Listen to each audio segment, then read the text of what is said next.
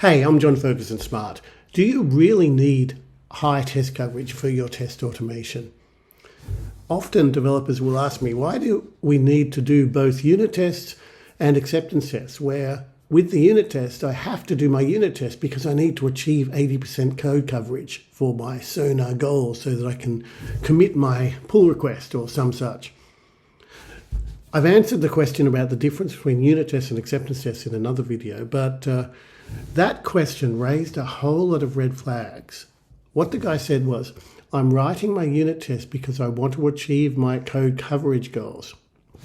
Now that is a red flag for a very simple reason. Code coverage is no guarantee of the quality of your tests. I can write a whole bunch of tests that will get you 100% test coverage and don't test a thing. It's very easy. All code coverage does is exercises the lines of code in your application. It's a very blunt tool for measuring the quality of your test. Of course, the nice thing about code coverage is it will tell you where your code is not tested or is not exercised, at least, by your tests. So if you are going out of your way to write high quality tests and to test the behavior of your code well, then you can spot things that might have been missed and add new behavioral tests to rectify that. But if you decide that you want to write a whole lot of unit tests just to achieve code coverage metrics, in my experience, the quality of the tests will be a lot less than if you go about it the other way around. You decide, I'm going to write some unit tests, either to document my classes, to document the behavior of my APIs, or better still, you write unit tests before you write your code.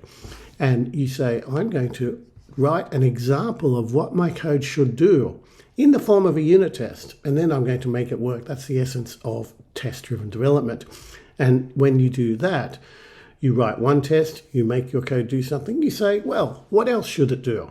Oh, it should cover this edge case, and you think of all the edge cases, you think of all the other variations, and you add other additional tests for that. And when you're writing this as unit tests, it becomes very smooth and very fluid. It's not a chore at all. It's just a natural part of the development process.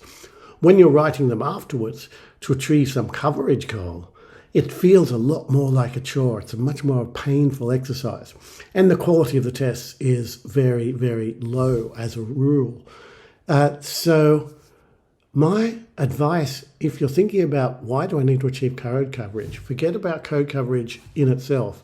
Aim to write high quality tests that document your code, document your APIs, explain what they do, explore the variations of what your APIs and your classes do, and the code coverage will come naturally. Then you can use code coverage to spot bits that you haven't tested that you might have missed.